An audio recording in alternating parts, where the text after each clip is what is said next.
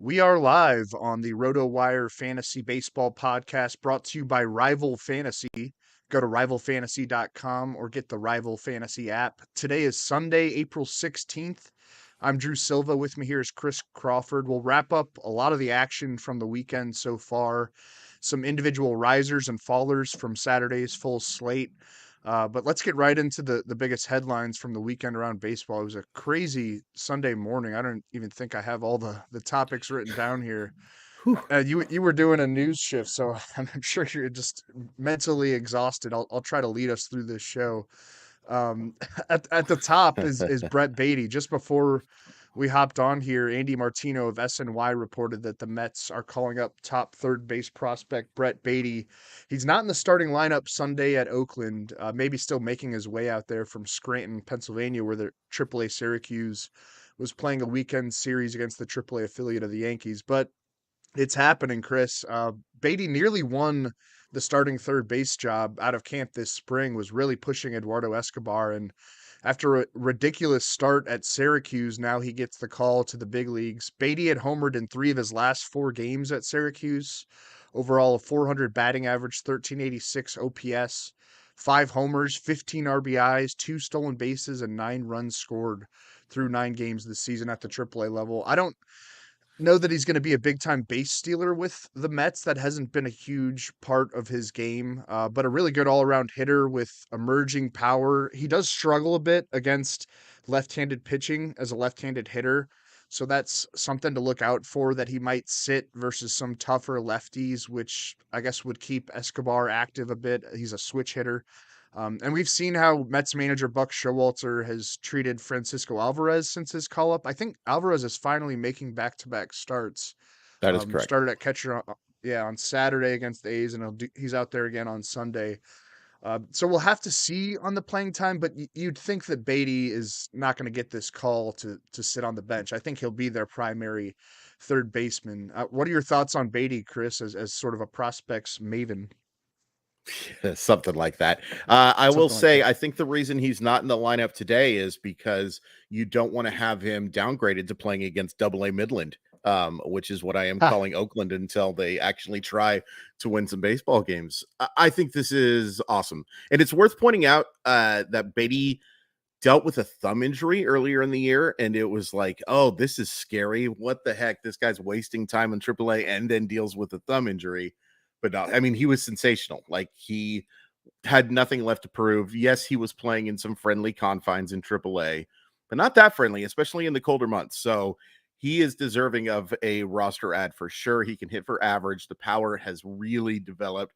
He's a strong approach to the plate. I think you make a great point about the southpaw thing, though, because it just makes so much sense to have Eduardo Escobar, who has crushed lefties for most of his career, be that guy to give Baty some time off. Maybe you play him against lefties here and there.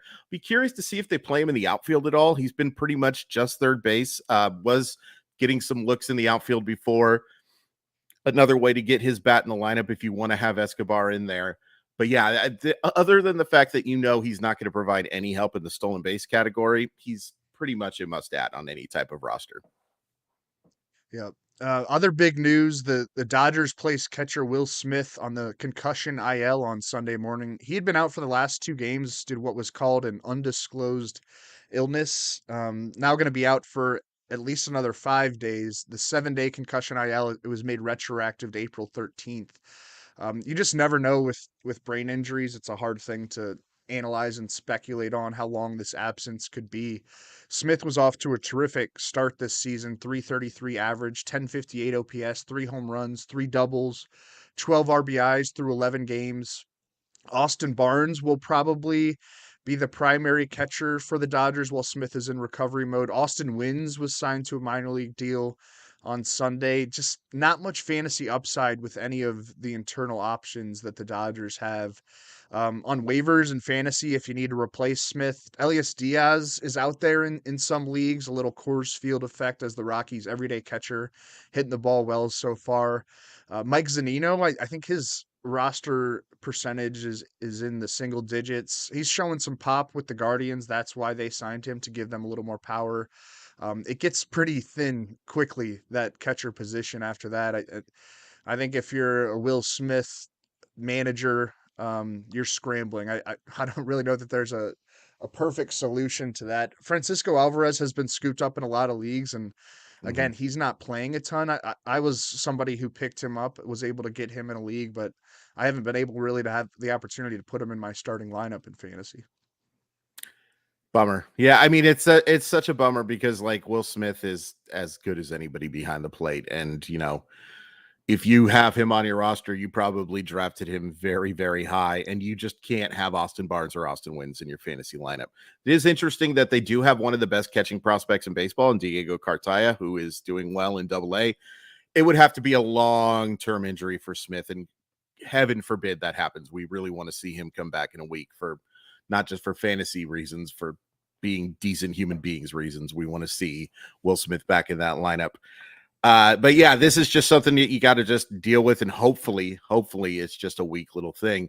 Speaking of short little rest, Max Scherzer, boy, this was a busy weekend, Drew. Gets his start pushed back. He was supposed to start today, is now going to make his appearance. I believe it is against the Dodgers on Wednesday. A little bit concerning here. He's saying all the right things. I've watched the interview, and he was his usual charming yet passive aggressive self, telling people that he feels just fine. But this is not a spring chicken anymore. Any baseball player that is around our age now, Drew, is officially an old man. That is just the nature of how things work now. So yeah, it is a little bit worrying. And for a guy who didn't miss some time last year as well, hopefully this is just a short little thing, but I think it is something fantasy managers are going to have to be cognizant about for the rest of the year. Yeah. I mean, this does line him up to face his old friends, the Nationals, next week. So if Yeah, there's that's nice. any positive, but there have been like little indications going back to spring training that Scherzer's body was kind of barking at him. It's why I didn't have a share of him in any draft, because you had to draft him really high, understandably so. When he's healthy, Sure. he's one of the most dominant pitchers in baseball, and I mean, I think the pitch clock, I don't think he likes anyone telling him how how to like run his pace on the mound. And I don't know if he's adjusted super well to it. It wouldn't shock me if there are going to be more kind of delays like this with Scherzer as the year goes on. You hope it's not, any kind of major injury. He's managed to get through these little minor injuries a lot over the last few years. There was a significant one last season, but for the most part, he's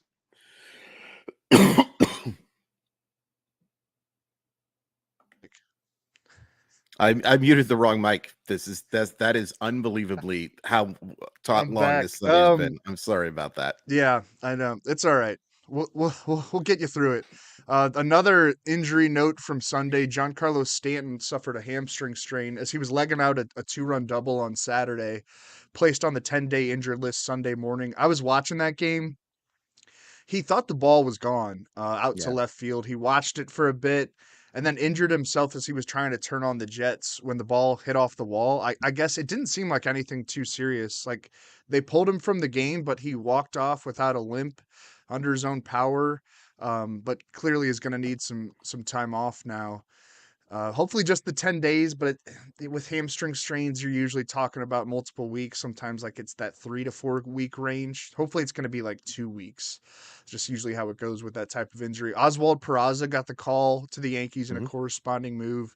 Could be in line for a decent helping of playing time. Willie Calhoun is actually at DH for the Yankees on Sunday. Oswaldo Cabrera is in right field. Franchi Cordero could be a factor as well. We'll talk about him as a waiver wire pickup later. Just tough news for Stanton, though. Had an 854 OPS with 4 home runs and 11 RBIs through 13 games this season. But you do generally consider that there will be at least one IL stint when you select Stanton in a draft. It's kind of baked into the projection, and hopefully he's ready to rock again in late April or early May. I wouldn't like rush out to grab Willie Calhoun, even though he's in the lineup on Sunday. I just don't really trust him. We've been there before with Willie Calhoun, and I would really need to see something special in the early going for him to force his way into a regular role. I think Franchi Cordero is interesting though. Yeah, I do too. And you hit the nail on the head. Like if you drafted Giancarlo Stanton and you didn't bake in that you're going to miss a couple of weeks, then that's on you. That is absolutely on you, because it's, unfortunately, there is a long history here of, look, big dudes get hurt playing baseball. It is just going to happen, and Stanton is as big as any of them. Somebody who's actually on the injured list right now, but may not have a rehab assignment, is Bryce Harper. I thought this was really bizarre, Drew, but it's very It is a interesting. weird story. Yeah. Yeah. So what happened was, somebody asked about how long it was going to take Harper to get back as he continues to recover from Tommy John surgery. And they asked how many at bats it would take. And he told reporters, and the manager basically, it almost seemed like they were working in tandem on this story, said about 65 to 70. And basically, when asked where the minor league rehab assignment would begin, they were like, what rehab assignment? He thinks that he can do it in the backfields. I think the reason why this is interesting, Drew, is not just because of the fact that it's crazy to be out as long as he is and not have a rehab assignment with no spring training. It's the fact that he's working on a new position as well. There is lots of talk about Bryce Harper going to play first base. Are you really not going to have him go play that position in the minor leagues before you go put him out on the field? Now, like, look, Ron Washington lied. It is not incredibly hard. It is not an incredibly hard position to go play first base. Lots and lots of people have I had don't their know, careers man. extended. It's not easy, but it's not easy to do a lot of things athletically. If you are able to catch the baseball and have a semblance of hand-eye coordination as a Major League Baseball player, you can at least be passable at first base. It takes a little bit of an adjustment period, though, for anybody to like learn how to field ground balls and all of that stuff. So I imagine that it's going to be, I think he'll actually end up going on the rehab assignment just for like at least a week to go play in those things. But maybe he just really hates minor league food, Drew. Well, I mean, he debuted at age 19. Yeah. I mean, I bet, I don't, I'd have to look it up, and I certainly could because I'm staring at a computer, but I bet he's played less than 200 total minor league games. Um, Yeah. Oh, because sure. he came up so fast. I mean, there was like junior college and stuff as well. But yeah, he just really wants to be a Major League Baseball player.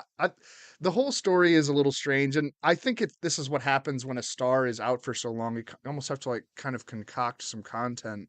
I don't know that he's gonna. I just don't know that he's gonna play like a ton of first base though. I think and of course they could use him there because they've lost Reese Hoskins and Derek Hall now too. Right. And they want to play Alec Boehm at third base. But I think he's looking at DH duties. They don't want to compromise the arm. They're already talking about how he's practicing modified slides because he's gonna come back a lot sooner than maybe you should from Tommy John surgery. And they're worried with how aggressive he plays that he could rupture that ligament because it's not fully healed if he's sliding weird. It's the whole thing is strange. I'm just kind of in wait and see mode with it. I do Right. think he's going to be back in like mid to late May though. You think And I so? think it's going to be in a DH role. We'll see. I would assume he's going to spend a week in the minor leagues. It just makes sense. By the I way, I I just don't looked know it that up. there's yeah. I looked it up. 141 career minor league games, and he hit 306, 402, 539 as a 16-year-old or whatever the heck it was. So not even like a full minor No, league season. he's He just one of the hates most minor league ridiculous baseball. stories of all time. Yeah, he does. He does he doesn't want to go to Lehigh Valley Who or does? Reading. Shout Yeah. out to all our Lehigh Valley listeners, but like, come on, you know It's how a it works. beautiful area. Nice trees. Huh? I Okay, looked at going to Lehigh for college just because like when I got the brochure in high school, it looked so pretty. big CJ But McCollum it fan. was yeah, sure, absolutely. Um, Lars Nootbaar returned to the Cardinals' active roster on Saturday. He had been on the injured list since jamming his left thumb on opening day. Got the start in center field against the Pirates on Saturday, batted seventh, drew 3 walks, scored a run. What's probably most notable about Nootbaar's first game back is that Dylan Carlson and Tyler O'Neill were both relegated to the bench. And the same Mhm. story for Sunday's series finale, which just got going against the Pirates. Nootbaar in center, hitting seventh. Alec Burleson in left, batting second. Jordan Walker in right field and hitting eighth. And Cardinals manager Ali Marmol has acknowledged that this is going to be a tricky thing, finding playing time for all of these outfielders. Some of them pretty well established in Carlson and O'Neill. Others with breakout potential in the guys that have been out there the last 2 days, Newbar, Burleson, Walker. Burleson keeps getting that number 2 spot in the order as well against right-handed pitching. He seems to be in favor with the Cardinals and Marmol, but it all kind of caps the projections that you can make for the entire Cardinals outfield group on a week-to-week basis. If you play in a league that requires setting your lineup weekly rather than daily, I don't know that you can trust any of them outside of Jordan Walker, who should be in there pretty much every day. He's not up in St. Louis to sit, but yeah, I'm definitely kind of sour right now on O'Neill and Carlson. I like them as players, especially O'Neill when healthy, but even Newbar himself to some degree, I don't know that he's going to be an everyday player. You have Nolan Gorman running away with the DH job. There's just too many mouths to feed, too many bats to feed. And I think we said this last week, but it's a weird time to be trying to make trades like in real life baseball. The Mm. Cardinals could use starting pitching. They need starting pitching. And there are teams out there that have starting pitching and could use productive outfielders, but I don't see something coming together anytime soon that would sort of break this log jam. Um, unless there's another injury, and then obviously we can reevaluate at that point. Like in a shallower league, I feel like you have to consider dropping O'Neill. If you're playing in a set it weekly shallower league, like Carlson too, that's an easier call. But I mean, you're carrying a non-injured list player. You can't put him in an IL spot who might only get 3 starts a week, and that's just not really going to cut it. It seems aggressive, but I think that's the situation right now. And yeah, with Newbar as well, he's going to have to hit and get on base to stay in the lineup. It's tricky.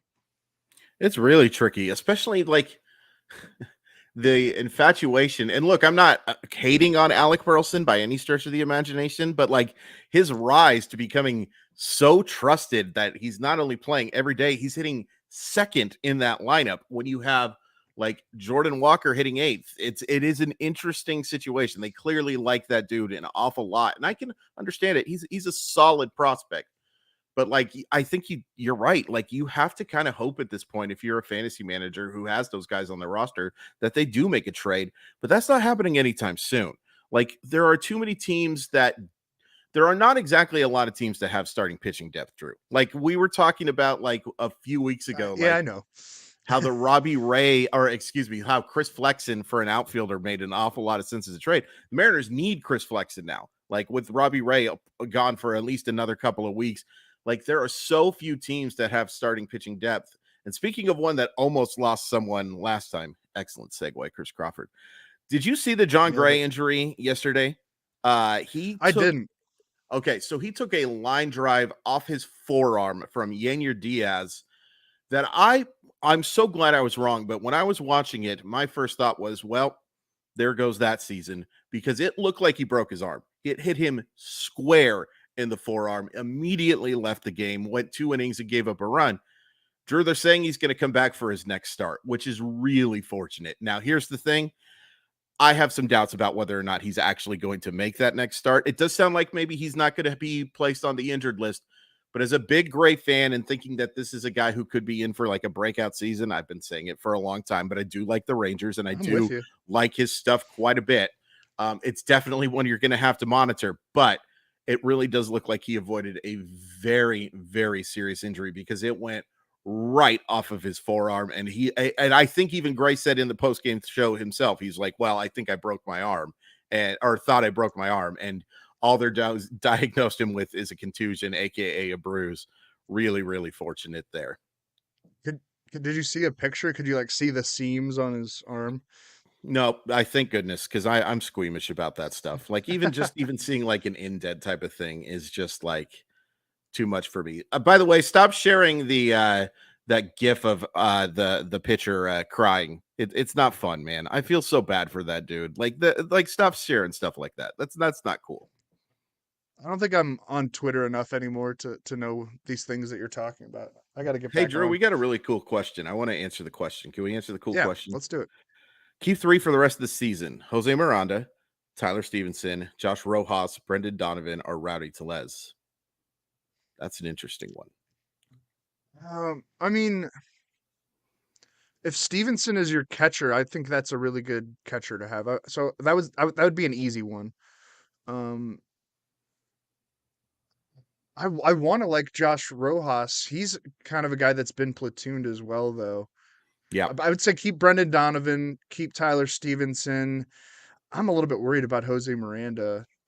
He kind of got a little exposed down the stretch last year, got off to that great start, and he's not off to a great start this year. Um, Uh, I think I'm but he with you. plays every day. Yeah, He does play I'm every gonna day. go. Man, this is actually Yeah. Stevenson, Donovan, and Miranda. I would go Stevenson, Donovan, and I got to tell you, Ryan and I talked about him yesterday. It's probably depends on what categories you play in. Rowdy Tellez looks really good. Like that power looks really, really good. So if you're someone who can take the hit and average, because yeah, he doesn't deserve like the 200 average or whatever the heck he is at right now, but he's not going to be like a 260, 270 hitter. So if you could take the hit there, I'd probably go with Tellez in that situation.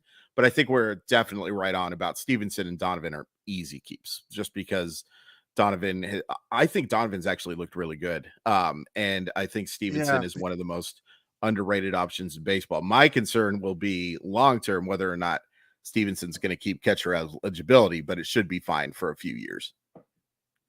Donovan had a little rut there last week. Well, the Cardinals altogether just were in a rut, but I think he had a good game Friday and Saturday.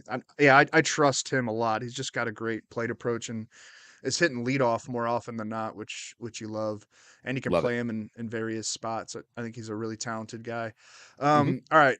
I think we've covered a lot of the headlines. I'm sure there's some stuff that we haven't covered. Again, crazy Sunday. Follow the RotoWire news page for any updates on all the things that are going on. Man, that Sunday morning grind is for real. All right. We'll talk about some risers and fallers and waiver wire targets in the second half of the show. First, a little commercial break. A new MLB season means it's time for a new kind of daily fantasy baseball. Rival Fantasy is the fantasy platform reinventing the way daily and weekly games are played, and they've brought new games to the ballpark this year that fantasy players won't find anywhere else. Rival Fantasy games include Fantasy Bingo, head to head player challenges, and Fantasy Book, where users can select over unders for 2 to 5 players. With games like this, daily fantasy has never been better. Right now, RotoWire listeners can get a $50 protected first play. That means if you win your first play, you keep your winnings. But if you lose your first entry, Rival Fantasy will fully refund you up to $50. Go to play.rivalfantasy.com/sign up and use code RotoWire MLB at sign up and deposit a minimum of $25 to get your first entry on Rival protected up to $50. Now's the time to step up to the plate and become a rival today. Welcome to the arena. Baseball is back. Swing into the MLB season with vivid seats and score tickets to all the hottest matchups and biggest games of the year. Every crack of the bat, every deep center fly, and every heart-pounding double play of your favorite team live and in person. Plus, with Vivid Seats rewards, now you can earn rewards with every single purchase. Each ticket you buy gets you closer to your reward. Just buy 10 tickets, then simply cash in your credit toward your 11th ticket purchase. It's that easy. A pro tip, buy tickets for your whole group. Split the bill and make progress towards your 11th free ticket even faster. From behind the plate to the upper deck, Vivid Seats has great tickets for all the 2023 baseball games that matter to you. Just visit vividseats.com or download the app today. Vivid Seats, experience it live. See vividseats.com/rewards for terms and conditions. All right, we do a little thing on the Sunday show. Identify 3 players who had a good Saturday or even a good Friday if we want to, and 3 players who had a down, showed some discouraging signs from Saturday or Friday. Who you got for By good? our buddy Chad just pointed out, by the way, that Fernando Tatis homered again. So maybe we should be leading off with him. It's so sad that he has to be doing this in AAA instead of the majors. But I'll talk about Yeah, his when is former that? That's teammate. the Thursday, right? He's coming back. Yeah, April That 20th, is Thursday. Thursday. This That's Thursday. right. April 420 is going to be an exciting one in San Diego. I'm going to talk about his former teammate in San Diego, Will Myers, who had an absolute monster game on against a Phillies team that, goodness gracious, that pitching looks bad. But he does go 4 for 5 with 2 homers, drives in 5 runs, does strike out once, but improves his line to 269, 356, 423 on the season. He's had a few multi-hit games lately.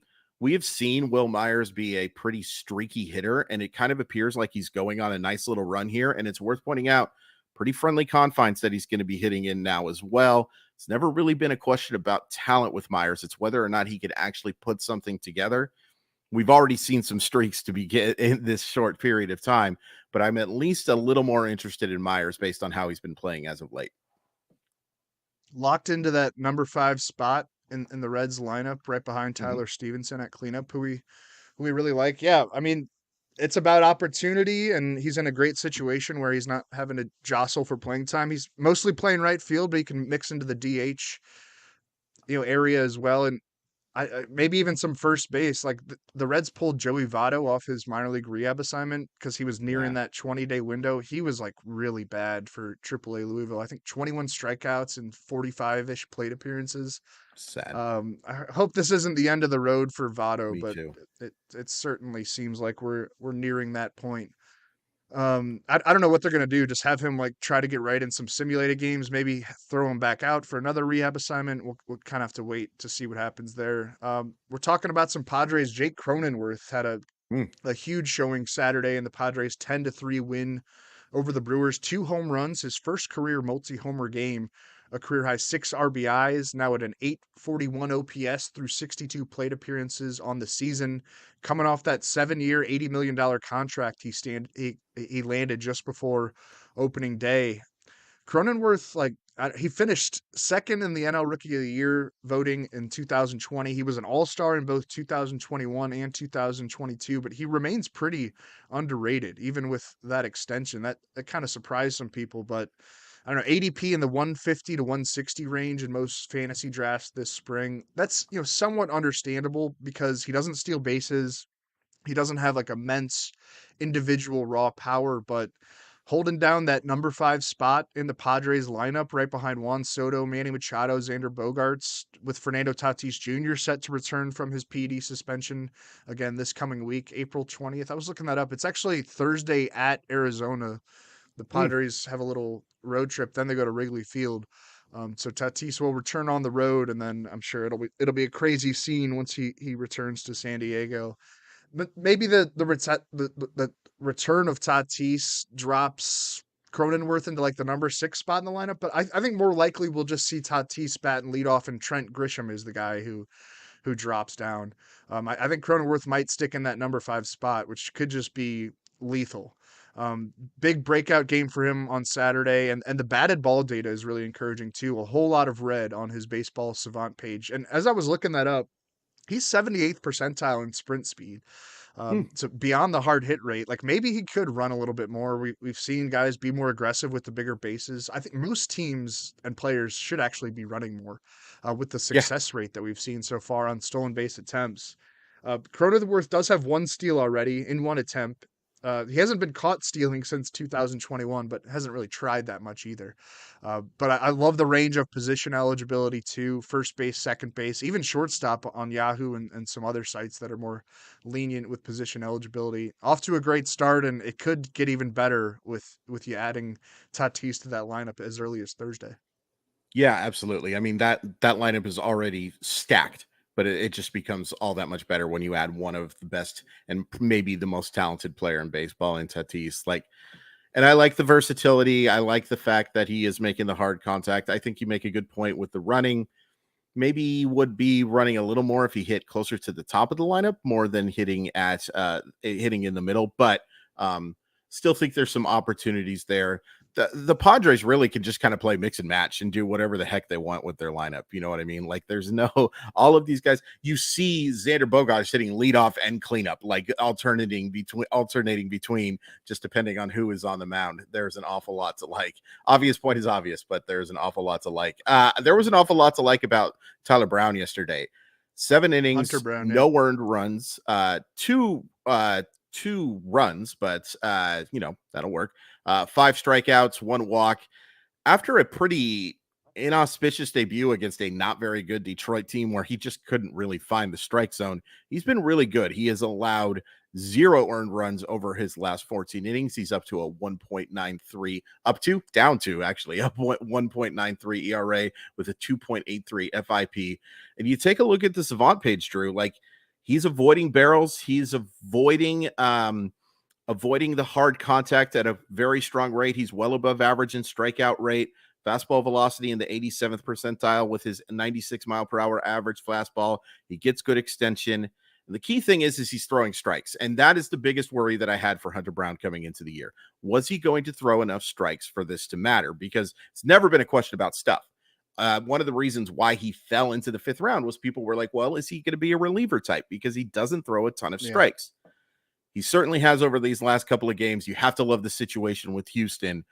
I think Hunter Brown is in that range where I'm not only thinking about him as a strong fantasy option, I think his rookie of the year odds are going to continue to rise as we go through this year. Yeah, we'll kind of see on the workload as the season plays out, but he's built up pretty nicely and in a good situation. He's at Atlanta next time out. That's on this coming Friday, so that'll be a tough test. But I mean, yeah, if he throws well against that stacked Atlanta lineup, you feel really good about where you are with him as a fantasy manager with some Hunter Brown shares. 3 down from Saturday. I had Eduardo Escobar written down here before the Brett Baty news broke, and it kind of explains itself now. Obviously, going to get dinged on playing time. Like I said before, Baty does struggle against left-handed pitching, and Escobar's making, I think, $9 or $10 million this year, so the Mets aren't simply going to drop him. Maybe get some turns in there at DH sometimes as well, but for the most part, relegated to a backup role, and I think Escobar's droppable in mixed and NL-only formats.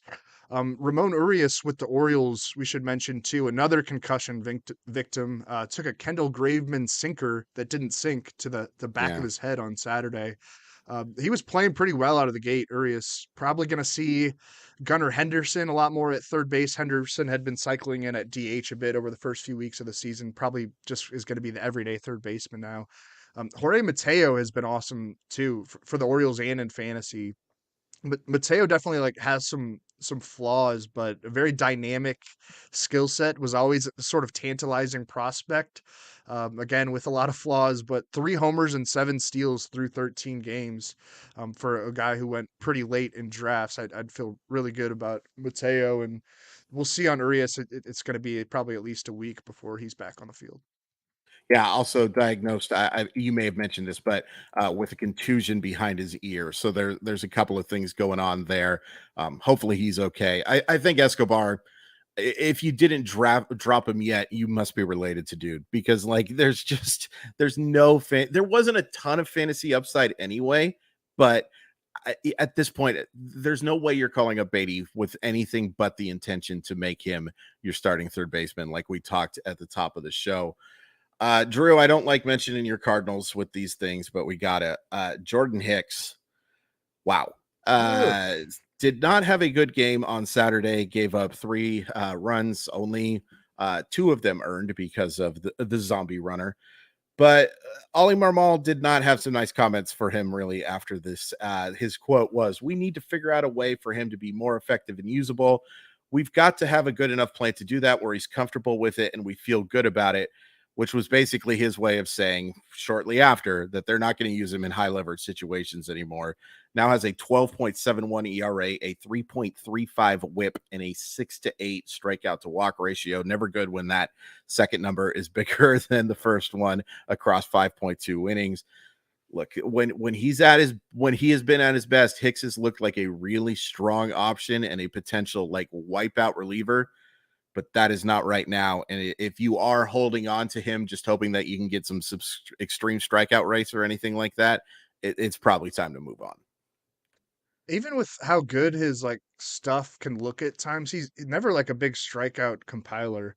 That's fair. And yeah, that game Saturday was just brutal. So Marmol actually got tossed, and it was Joe McEwing stepping in as manager and brought in Hicks to start the top of the 10th inning.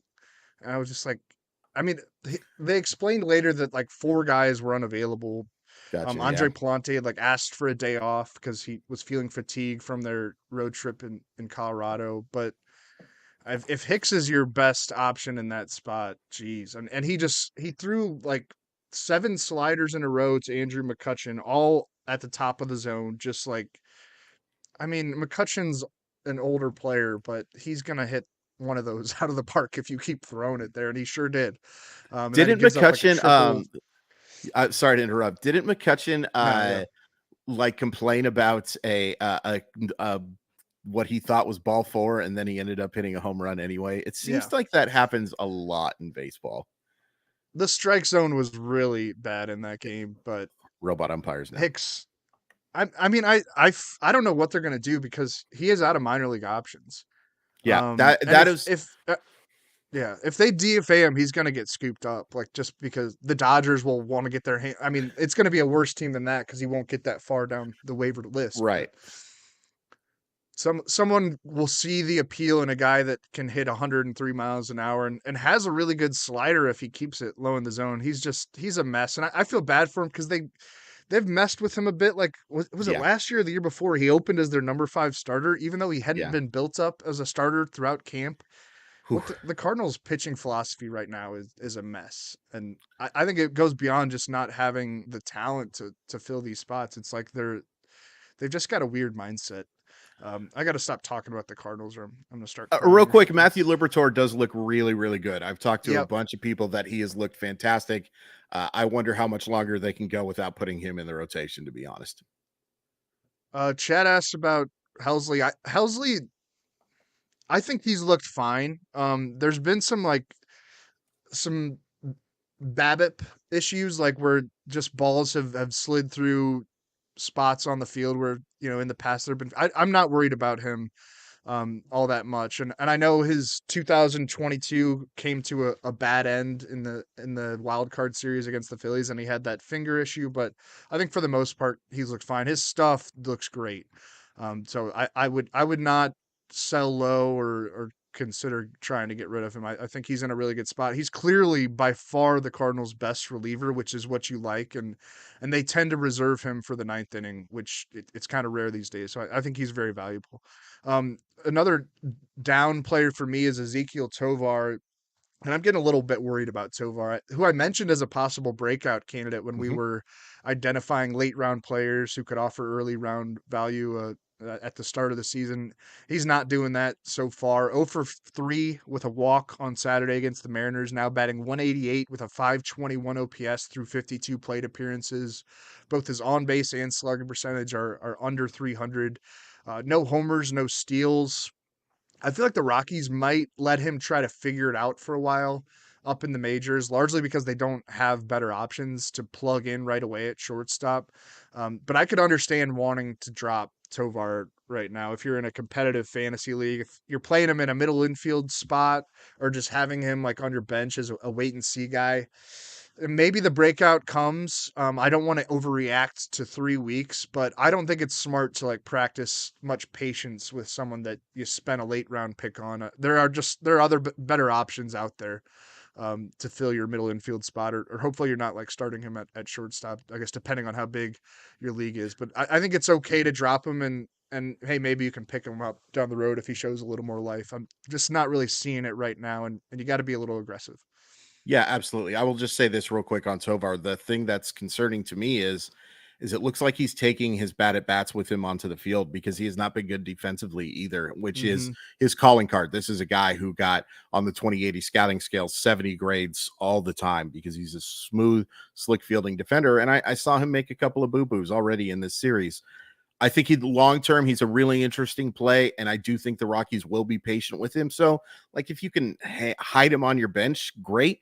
But I would have no issue with dropping Tovar at this point, and that kind of breaks my heart a little bit because we both picked him as a breakout guy earlier this year.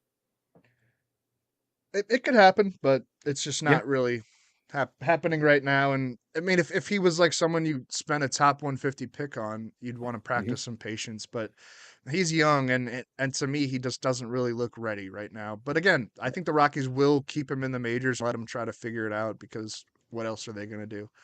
Uh, Right.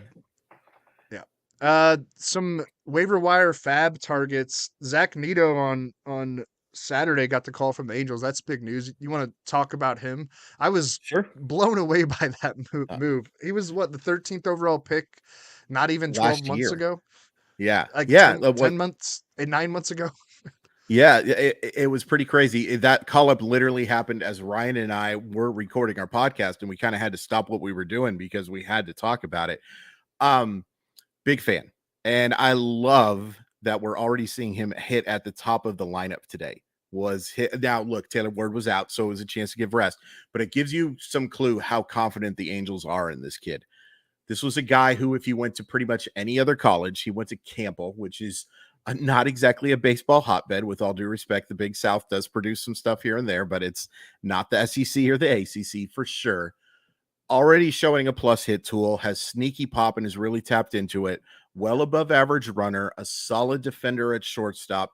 I think he's more high floor than high ceiling. Like, I don't think you're talking about him ever becoming like a top 5 or 10 shortstop, but it's not hard for me to see him have fantasy relevance, especially if he does get those chances to hit near the top of the order or even in the bottom. Because if you're hitting at the bottom of the order, you get a chance to get driven in by Taylor Ward, Mike Trout, and Shohei Ohtani.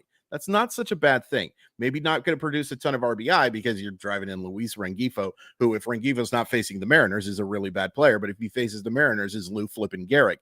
But it is something that I think is a very interesting situation. I think he could contribute in 3 or 4 categories. It sounds like they're going to give him a real shot here, sending down David Fletcher to AAA. That was another interesting Yeah. surprise as a guy that they just had signed to a 5-year contract. But yeah, I am a fan of NATO, and I would be, if I believed in Fab, I would be pretty aggressive in making my bids for Neto this week. It's nice that the Angels finally have a little talent on the middle infield. You're It's not been kidding. rough the last few Yes. years. Actually, Yeah. going back multiple. And yeah, Fletcher, like right in the middle of that 5-year extension, making $6 million this season. Alec Burleson just got hurt. Oh boy. Ugh. I think he'll be all right. He Okay, good. fouled a ball into his leg. He's having trouble Oh, walking. Anyway, um, for me, Rodolfo Castro, and the mhm. Pirates are still reeling from the O'Neal Cruz ankle fracture. Well, I say they're reeling, but they might take 3 or 4 from my Cardinals, and they're 9-6 on the year, but still sorting out the top of the lineup. We've seen Cabrian Hayes getting turns at leadoff, Jaiwan Bay. Rodolfo Castro does appear to be locked in as the everyday shortstop, though, and he could also maybe hop up into the leadoff spot at times if he keeps hitting like he has. 3 for 5 with a double and 2 RBIs on Saturday at St. Louis, batting 344 with a 962 OPS through 39 plate appearances this year. 23 years old. The minor league production was not massive, doesn't blow you away, but it was pretty steady. And the playing time is going to be there with the chance at a prominent lineup spot at times. If you need shortstop, middle infield help, Rodolfo Castro is out there pretty much everywhere and has a good opportunity to shine, and he's doing it so far. I really like Castro. I think that's a very nice fallback situation for them. And I do love that the fact that he's playing shortstop. I don't know if he's a star or anything like that, but I can see him filling categories pretty nice as that type of middle Yeah. infielder. So Brent Rooker, I want to talk about, which is, look, I didn't think I'd be talking about picking up athletics Nope. for a very long time. I'm just being honest with you, man. But he's looked really good in his 9 games, over 33 plate appearances. He's hitting 310, 364, 724 with 4 homers, 3 walks against 6 strikeouts. Yes, a very small sample. And it is worth pointing out that as a former top prospect, Rooker did not live up to expectations. Even with the hot start, his career line is 212, 297, 416. But he's hitting 3rd today, Drew, and he's been hitting in the middle of the order pretty much every game that he's been with the Athletics. Yeah, that doesn't, it's a little bit darning with faint praise in that situation because of how bad the rest of that lineup is. But it does offer at least some semblance of a chance for run production. There's no question about his power. Like, he hit, when he was at Mississippi State, he hit a bunch of homers. In the minor leagues, he showed prestigious power as well. I think there's a chance for him to actually be one of the few Athletics that does provide some fantasy relevance this year.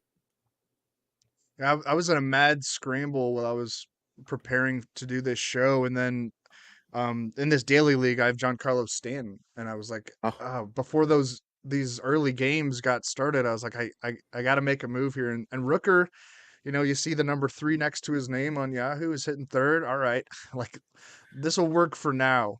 Yeah. And yeah, but that's the situation where he's going to be hitting high in the lineup or in the middle of the order. Somebody has to score runs in Oakland, I guess. Yes. God, their pitching has been so dreadful too. Oh Just my goodness gracious. By the all way, real quick, facets. yeah, Yep. I just wanted to point out real quick. I meant to point it out before. The Savant page for him. He's in the 99th percentile in average exit velocity, hard hit percentage, expected weighted on base average, and expected slugging percentage and barrel percentage. And he's in the 98th percentile in expected batting average. Yeah, that's not even kind of sustainable for any player. Like even Aaron Judge can't be that good. But it does give you an idea of how capable he is of making hard contact. And yeah, again, maybe this is the breakout year. Wouldn't be the first, post-type breakout guy in baseball history. There are a lot No, of sir. prospects that kind of flame out and find a different situation, and the true talent kind of rises to the top. Mhm. We've gotten a lot of questions about Brian Bayo. Actually, like throughout the week, people have asked me about him. He'll get the Yeah. start on Patriots Day at Fenway Park on Monday morning. That has been confirmed at this point, hasn't it? I mean, it's going to Yes, happen. sir. Yeah. Um, 11:10 a.m. Eastern time, first pitch. I don't love that assignment for a young pitcher. Shohei Ohtani's going for the Angels, which is pretty cool. Will be fun to wake up to that game. Mhm. But Bayo should get other chances. The Red Sox need effective starting pitching. They need a lot of things beyond Rafael Devers. And Bayo seems capable of offering some effective starting pitching. Showed flashes in his first taste of Major League Baseball last year, 55 strikeouts and 57 and a third innings. Also a 4.71 ERA, a 1.78 whip, lots of walks. Command, does look better this year. We only have one start at AAA Worcester to go by, so it's hard to really say. But he threw 6 innings of one-run ball with no walks and 4 strikeouts last week against the AAA affiliate of the Guardians in Columbus. One hit by pitch, I should note that. So it wasn't completely perfect with the command. He did hit a guy. Right. I'd fade the Patriots day outing. I don't know what your take is on it. Maybe the Angels hitters will be sleepy. I think Well, it's a weird situation to throw a guy into. It's kind of a desperation move for the Red Sox, but he gets the Brewers next if he does stay up and on turn, which I think Bayo will. And then I believe it's the Orioles after that. Those are two matchups that I like better. I think he's worth rostering in like a 12-team league because there is some upside in that arsenal. yeah, this is the definition of the type of guy that I like to add, put him on my bench, and wait and see how things went. Because I Yeah. say this a bunch, but I'd rather have him and drop him than the alternative of not being able to ever get him again. Because if he looks good in that start, he's going to cost you like 10x what he would have in that thing. I would have loved this if this was the first game of the series, if the Angels were coming into Boston and had to go play at 8 a.m. on a Monday, but they're probably a little more acclimated and they do. It's going to be tough to get the win. Shohei Ohtani has just looked spectacular on the mound this year because, of course, he has. But I do like him long term, and I do think there's some short term value. But he would be somebody that I would add and then probably just kind of take the wait and see mode.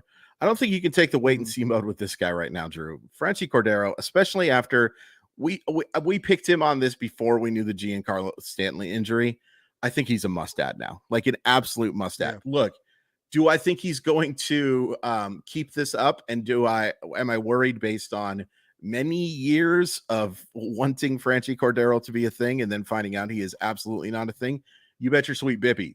But the situation right now, I can't think of a better player that I'd want to add to my roster right now to be able to hit for a very good Yankees team. By the way, Chad points out that Jesse Winker scratched with oblique soreness after missing a couple of games earlier. That's an interesting one. I would say this, if Sal Frelick does get that call up, all over Oh, it, baby, because a guy who can hit for average, can steal bases. That Brewers outfield situation is about to become so. It's kind of cool that the Cardinals and the Brewers both have this kind of interesting situation with their outfield setup. Because like Jordan Walker versus Jackson Churio could be a fun rivalry for a very long time. I demand that I see that ASAP. That's not going to happen this year, but it could happen in the coming years.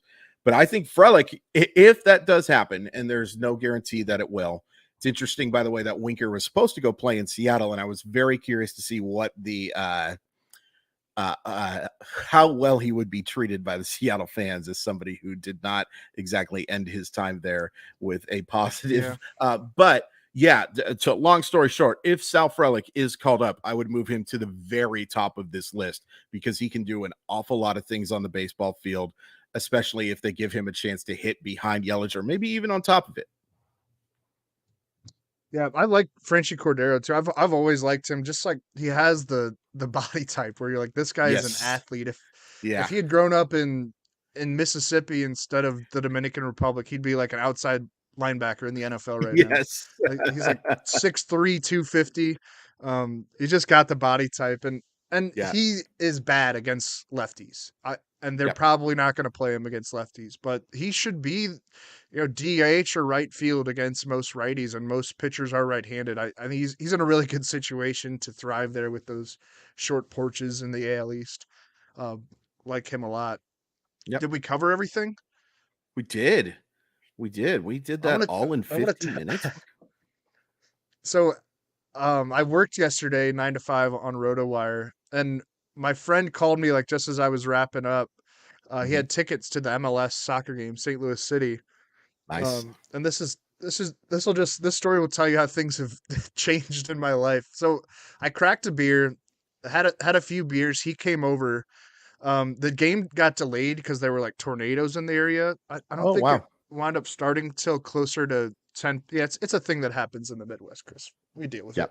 But there was crazy weather. There were like sirens going off, and our whole place was shaking. But so the game got delayed till I don't think it kicked off till closer to like 10 p.m. Central Time.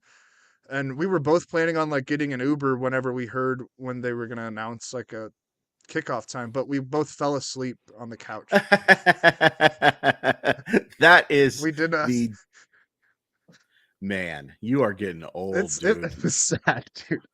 It's really sad. I guess it works out because I feel great today because I didn't wind up going to a game and like drinking a bunch of beers. But well, there you go. So have you enjoyed those games so far? Like the MLS experience? Have you enjoyed it? That was going to be my first one. That was going to be my first game. Oh wow! And you slept. They through it. They played an exhibition against Leverkusen. Oh, that's right. That was in like November. So I did get to see the stadium for that. It was really cool. I've enjoyed watching it. It's kind of sad. Like my two things outside of the Cardinals right now are like very minor league. No offense to the MLS, and then the Battlehawks start at 2:00 today. Speaking of minor league, speaking of absolute minor league teams, congrats to the Battlehawks. They're playing your Seattle Sea Dragons. You're not aware of this? No, I had absolutely no idea whatsoever. But I will say this, Drew, before we go, my Seattle Kraken have made the postseason, and we'll have to talk and see if you're a true friend, whether or not you're going to cover my shift so I can go to at least one of those games, right? I would consider it. Yeah. Okay. Playoff hockey is scary. It takes takes years off your heart. I mean, I've done it from far away and been like, I can't do this anymore. Of course, the John Boy tweet about why playoff hockey, if you can watch like the train wreck or whatever the heck it is, it's such a good tweet. But like snort a line of cocaine and drive a motorcycle off a bridge or something. I mean, I am super excited for it, but I also know that it's, if it's the death of me, it's a pretty cool way to go, man. One thing I found during the Blues Cup run, was that I didn't like watching the games at bars. Certainly either I'm going or I'm watching in front of my own TV with like the sound blasting, because in hockey, it's not like football or baseball where where there's going to be downtime. You can talk to people, go to the bathroom. Like hockey, you're glued to the television, like when you really care about it. And it's as intense as playoff hockey is. All right. People are probably not interested in thoughts on. I accidentally clicked that, but we covered that at the beginning of the show. I wanted to end with this one because it's a good question. How soon will the A's bring up Miller? So they're talking about Mason Miller. This is a very intriguing arm. I don't think we're going to see him this year, partially because I think the A's are so far out of contention that they would prefer not to start the clock on him, and there is some work to be done. But he throws 100 miles per hour with ease, and he also has some pretty good secondary offerings as well. Like in a dynasty league, this would be somebody that I'd be trying to acquire right now because look, he wasn't included on a lot of top 100 lists. In fact, I don't think he was included on any top 100 list. But the stuff suggests that he has a chance to be mid-rotation starter or better. If they do call him up and he is facing off against like one of those, like not a Guardians lineup, like one of those lineups that has a ton of swing and miss to him, absolutely I'm somebody I'm considering, because even if he only goes 4 or 5 innings, he has a chance to get 9 to 10 strikeouts. The swing and miss stuff is that good. And the other question that I threw up there that for listeners, it was about Brett Baty. We covered it at the beginning of the show. I think he's an immediate call up. Might sit against some tougher left-handers, but looks like he's going to be the Mets' everyday third baseman pretty much. All right, that'll be it for us. Thanks for tuning into the RotoWire Fantasy Baseball Podcast, brought to you by Rival Fantasy. Go to rivalfantasy.com or get the app. You can follow us on Twitter. I'm at Drew Silv. Just lead off the A. Chris is at Crawford _ MILB. And peace out.